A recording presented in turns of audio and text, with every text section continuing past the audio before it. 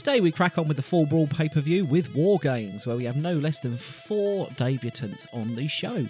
And our question of the day is, in the main event, who will get the worst in-ring rating from the Dungeon of Doom? Will it be John Tenta, Menga, Zodiac or Sabu? Pop your guess in the comments and we will have a look at the end, who was absolutely terrible. I am Dave Mack and this is my WCW 1995 save, playing with the big boys on TEW 2020. Let's dive in. The ultimate fighting arena at Fall Brawl in the War Game. So I think obviously the first thing to cover is there has been TEW9 has been released obviously, and I'm still kind of working out exactly what to do.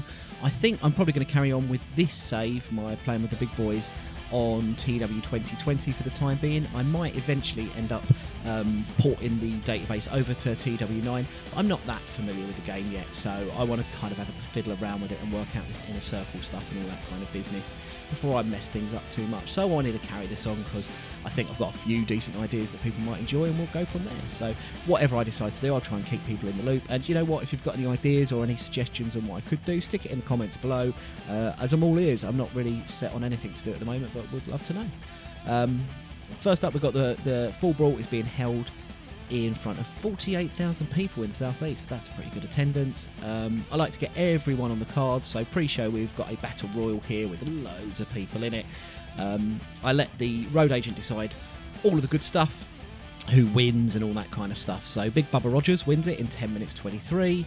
Final four were Jim Duggan, Brian Knobbs, Johnny B. Bad, and Jim Duggan being the final, the elimination. Eddie Guerrero got the most eliminations over the course of the match for a segment rating of 62. That's pretty good. Nothing particular exciting happening in the pre-show here, so we'll move on to the next one. We've got Kurosawa versus Raven in a pre-show bout. They with decent wrestling, but not much heat. Raven defeated Kurosawa in 9-11 for a segment rating of 55. Kurosawa's a face and Colonel Parker is a heel, so I've got to change Kurosawa over to being a heel, but I'm not particularly worried. I'm going to kind of bin him off fairly soon, so we'll work that out, and we'll maybe ditch him as Colonel Parker's manager and whatnot, but that's okay. We then have Mr. JL and the James Boys versus the Blue Bloods, which is Regal, Eaton and Robbie Brookside.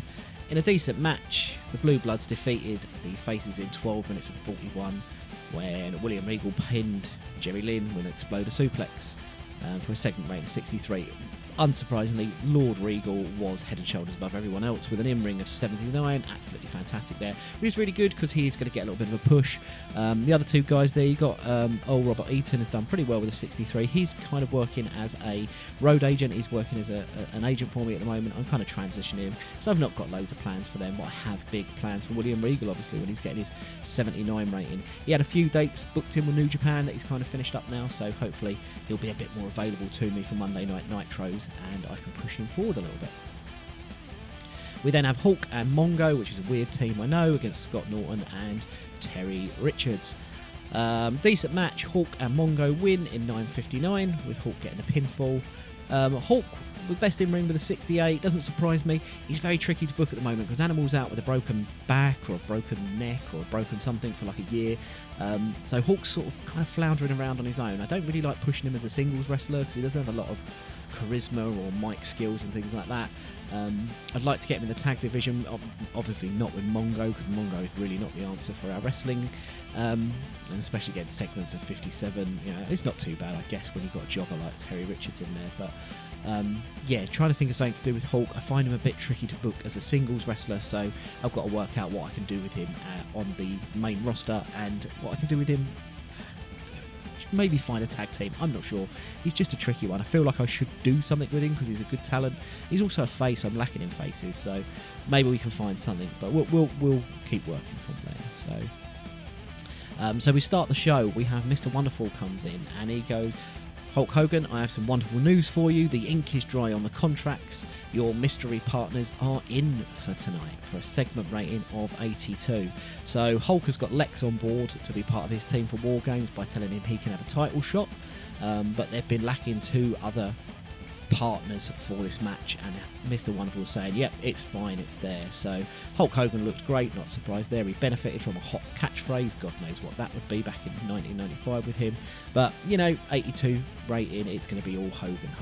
So I'm going to kind of go over what's going on with our... with the booking and the decisions and the matches, and give a little bit of background on why the matches are happening, just in case people have forgotten. But our opening match is going to be Renegade versus Chris Benoit. Chris Benoit basically has challenged the Renegade. I think a lot of you know I am pushing the Renegade to the moon, because for some reason he has been pinned for a decent Destiny role, and Chris Benoit's told me he wants to leave. So unsurprisingly, the Renegade defeats Chris Benoit in 15 minutes and 33 seconds by submission to make defence number 13 of his WCW World Television title for a segment rating of 59. The Renegade had an in-ring of 42. That's not too bad. He's creeping up a little bit from those high 30s to the early 40s, so that's doing him some good. Benoit with an in-ring of 76. Chris Benoit has decided he wants to go his merry way and be the Pegasus Kid over in Japan. That is absolutely fine. Kimona, who is the Renegade's manager, did some good work at ringside. So, yeah, 59, not particularly great, but that's all we can kind of expect from them too, I guess. Second match, we are going to have Randy Savage versus DDP. Randy Savage has been going a little bit mad, thinking he hears about a damsel in distress, and he is pretty sure it is the Diamond Doll who is in need of his help, but it turns out that's just getting on Diamond Dallas Page's nerves. So Diamond Dallas Page has decided to have a match with him. And in a bout that had fantastic heat and decent wrestling, Diamond Dallas Page defeated Randy Savage in 14 minutes and 23 seconds by pinfall with a distraction from Brian Pillman. Dun dun dun. Segment rate of 61. A little bit disappointed there. Thought it might be a bit better. Randy Savage had an in-ring of 74, while the Diamond Dallas Page had an in-ring of 55. The madness of Macho Man would advance that segment, and the Diamond Doll did great work. And Randy Savage benefited from a groundswell of support. And it turns out that Brian Pillman, he turned up on the video screen to distract Macho Man at the end of the match. And he was filming himself with a handheld camera, and it says Macho Man is some freak going around with some sort of sixth sense for a damsel in distress, and he's fed up because on the first episode of Nitro, Savage beat him and took his opportunities away from him. He turns up every week and sits in catering at Nitro because that fat moron Dusty Rhodes sits there booking everyone else in matches and not him. He's been issuing challenges to Sting, he said, for the US title, but he said, you're giving it to that guy who looks like someone's uncle at a family barbecue, Arn Anderson, rather than a shot for him. He challenged the Renegade, and they're just giving it to Chris Benoit, who wants to spend more of his time in Japan than he does want to in WCW. And that's down to Savage beating him all those weeks ago and making him look stupid on Nitro. So if Macho wants to take something from him, then he's going to take something close to Macho. And with manic laughter, he turns his camera to the desk he's sitting at, and there's Polaroid pictures of Miss Elizabeth tied up. He finishes by saying, maybe now you'll start to take some notice of the loose cannon, Brian Pillman. So Miss Elizabeth debuted her old school valet gimmick there, and it's got an initial rating of very good. No surprise there. Macho looked great. Angle got the crowd hotter for a 64. So yeah, Brian Pillman not really happy. He feels that Macho kind of denied him his opportunities and his opportunities on Nitro, and he has taken it out on Miss Elizabeth. So we'll see where that goes up next. So that's quite exciting. Next match, we're going to have Flair wrestling Jushin Thunder Liger. Nothing other than Jushin Thunder Liger has got a few dates with me, and Ric Flair needed a match. And let's be honest, what a match it would be, and oh my goodness, what a match it was. A segment rating of 80. In a bout that had good wrestling and a decent reaction from the crowd, Ric Flair defeated Jushin Thunder Liger in 15:53 with a figure 4 leg lock. Ric Flair has got a groundswell of public support. He came out looking good. Would be a great match. I'd like to bring in Jushin Thunder Liger longer. An in-ring of 49, I'm surprised by that, but a Flair with an in-ring of 93 is crazy. That is great. I've got some big plans for Flair. Thunder Liger would be good to have in, but he's really difficult, and I've got a relationship with them, but it's really difficult for the loan deals because they just don't want anyone over there because they've got no one who's popular in Japan. So might see what happens. We'll see what happens down there in the future. So up next we have AA Arn Anderson versus Sting for the US title, and we'll go into that one. So in about that had fantastic heat and great wrestling. Arn Anderson defeated Sting by pinfall following interference from someone. We're going to blank that out. Arn Anderson wins the WCW United States title for a segment rating of 75. Sting with a 75 should have done a bit better, but he was off his game, and Arn with 76 there. So the interference. Basically, we had the match going on. The referee gets distracted by Ric Flair, and a masked man jumps from out the crowd, gives Sting a whack with a chair, and then rolls him back into the ring for Arn to get the pinfall. 1, 2, 3. Arn and Rick in the ring looking a little bit surprised for the masked man to reveal himself as none other than Stevie Ray. Stevie Ray, he pulls off his hood and he shows himself. Everyone is shocked. Kind of Sting is in the ring looking dejected. He doesn't know what's going on. Arn Anderson and Flair look kind of shocked but pleased at the same time. Stevie gets to the top of the ramp and he holds up the 4 fingers. You know, is this our new member of the Horseman, perhaps? Booker T and Sherry come out. They're kind of looking at Stevie, go, what's going on? Everyone's kind of stunned. We don't know what's happening here. So Stevie Ray kind of aligning himself with the 4 Horsemen here, perhaps. Who knows what's going to go on? So a segment rating of 84, absolutely fantastic. No surprise there. We've got Sting, we've got Arn, we've got Rick, we've got a bit of everything in there. Booker T did a masterful job improvising interactions with the crowd. That's really good to know. So did Stevie Ray. This is going to be a bit of an important storyline. I've got a few bits going on here, so this is really good. There's a lot of green here with Sting and everyone doing really good stuff, so that's really good. Up next, we've got a tag team match for the tag team titles. Boom. Nothing simpler than in about that a decent reaction from the crowd, but subpar wrestling. The American Males. They beat Bunkhouse Buck and Dirty Dick in 12 minutes and 22 with the Yellow Jacket suplex to win the WCW tag team titles. Nothing more than I need to get the tag team titles off these absolute Burks over here. Scotty Riggs and Marcus Bagwell with fairly average rating in the rings. They're not going to do anything particularly brilliant, but you know what, it's got a segment rating of 57. It's walked the crowd back down because we're hopefully going to now move on to our main event, which is going to be a little bit more exciting. So just to recap the War Games main event, we have Team Hulk going up against the Dungeon of Doom. Now the Dungeon of Doom are just really unhappy with Hogan. They think he's a bit of a fraud, a bit of a charlatan, that he kind of lies. He's a cheat. He's cheating the fans, that he's not what he says he is. And we've got the War Games match. If Hulk wins, he gets 5 minutes inside the cage with none other than the Taskmaster, Kevin Sullivan, which is what happened in real life. And we've had a few additions to the Dungeon of Doom to make it a little bit more interesting, because I thought the Dungeon of Doom were a bit silly, so we've gone from there. We've got Lex Luger in this match because he's said, look, I need a partner, Lex, will you do the job?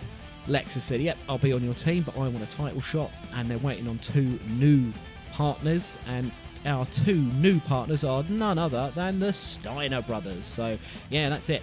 Hulk Hogan introduces his new partners to the actual crowd, which is Rick and Scott Steiner. Lex Luger looks pretty pleased with that, and we have Team Hogan, which is going to be Hulk, Rick and Scott Steiner and Lex Luger taking on the Dungeon of Doom. So we got a 74 rating there. Scott Steiner, a legitimate athlete, got a very good rating. Rick Steiner with his badass gimmick gets an initial rating of great as well, brilliant there. Hulk obviously done great, so did Lex, fantastic. So here we go into our War Games match. So we have Hulk Hogan, Lex Luger and the Steiner brothers against the Dungeon of Doom, which is John Tenta, Menga, Zodiac and Sabu for the night. In about that had great heat and good wrestling. Hulk Hogan, Lex Luger and the Steiner brothers defeated the Dungeon of Doom in a 4 vs 4 War Games match when Hulk submitted Sabu. Zodiac was a weak link, struggling to keep up with everyone in the ring. That doesn't surprise me. We've got Hulk down there with us 87. Ooh. And we've got Lex with an 81. So we was looking at who was going to be our weak link from the Dungeon of Doom side. So who was that? We've got Sabu with a 68, Zodiac with a 45, oh dear, Meng with a 63, and John Tenta. So it seems that Zodiac is the man in the toilet for the day's match. Meng seemed off his game, and that's not too bad. Kevin Sullivan doing some good work. Hogan benefited from groundswell of public support, and Scott benefited from groundswell of public support. Fantastic. So this is a really great start. It's typical chaos. We get Hulk picking up the win, which leads us to Hulk getting his 5 minutes in the cage with Kevin Sullivan. So Lex and the Steiners chase off Meng, Tenta and Sabu, which leaves Sullivan a chance to escape.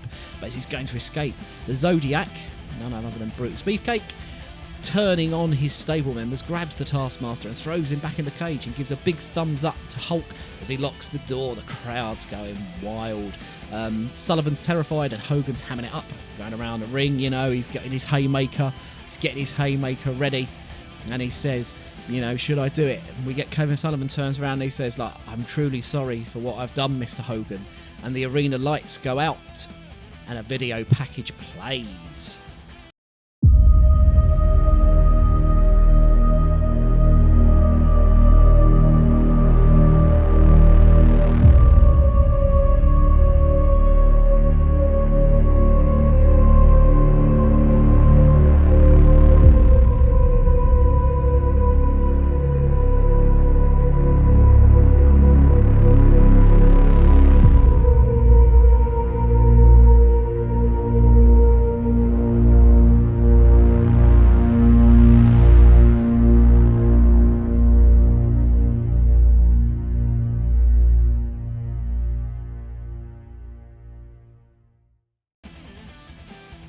As the lights come back on, outside the cage door is Jake Roberts with the Giant. The Giant has come along as well.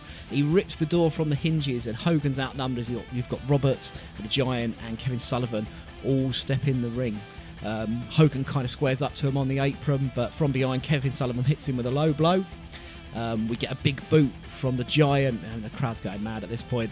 And finally the Hulkster's dragged to his feet by everyone. And Jake Roberts hits a DDT onto the World Heavyweight Championship of Hulks in the middle of the ring. There's a stunned silence from the crowd. Everyone's disappointed. You know, we're seeing our hero Hulk Hogan down and beaten. We end the pay-per-view with Kevin Sullivan and the Giant and Jake Roberts in the ring, stood above Hulk with their arms aloft. We've got kind of medics trying to get in there, try and help out Hulk, but he is down. We've got a segment rating of 83 there, and we have our Jake Roberts debuting his Evil Incarnate gimmick, and it's got an initial rating of great. Hulk was good, Jake underwhelming, that's disappointing.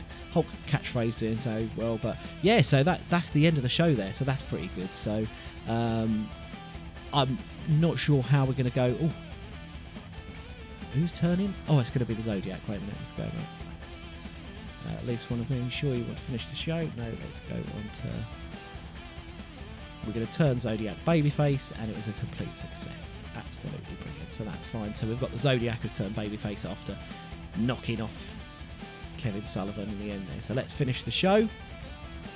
And we got an overall rating of 81. Do you know what? That's actually not particularly bad. I thought the main event might have tanked it a little bit there, just because there wasn't a lot of star power coming from the Dungeon Doom. They're all kind of mid-carders at best, really. So that's pretty good. We've got 81. We've increased our popularity in 42 regions. Not worried about the British Isles or Japan. Let's give a quick speech. So who are we going to single out? We'll get Hulk Hogan and tell him. Do you know what? We're going to do Ric Flair because he was really good. So we're going to point him out a good performance. We'll get Hulk Hogan. Do you know what? Let's give Hulk a hug because we like giving people a hug. And who should we tell them they were awesome? So I like telling people they were awesome as well. So someone who'd done a really good job out there. Like to keep it as our top people. Do you know what we're going to do? I'm going to go a bit mad. I'm going to do Brian Pillman and praise him for a good performance as well. Rick was happy. Hulk was happy. Brian Pillman was happy. So yeah, overall not a bad show there. I'm quite surprised it ended up as good as it was. I thought it would have been in the lower 70s rather than anything else there, so that's not too bad. But yeah, if you've got any ideas or any thoughts and feelings on how this show went, that's a really kind of, I wouldn't mind hearing from you. We're going to have a few bits to go through here. I'm going to try and get back onto the schedule that we're doing before, so where I'll be putting out the Nitro episodes as videos, and I want to do lives doing the B shows that we've done in the past. So what we tend to do is we've done the main event has been a kind of B show, so we've done that as a live thing where we kind of all get on there and we all have a little bit of a chat and things like that. But outside of that, pretty pleased with this, really. I thought this had been... Time Warner are going to be unhappy. I think they're going to be unhappy because if we look at our broadcasting, yeah, the minimum quality for their events is they want 84. That's going to be really hard for me to get to, but you know what? That is a good challenge for us to aim for. And you know what? An 81 when the actual main event match was pretty lacking in star quality. We had two big stars in Hulk and Lex, But outside of that, there was a little bit sketchy as far as the quality goes, so I'm really happy with that. So if you've got any thoughts and feelings on it, please pop it in the comments below. But otherwise, until next time, I will see you very soon. Take care and goodbye.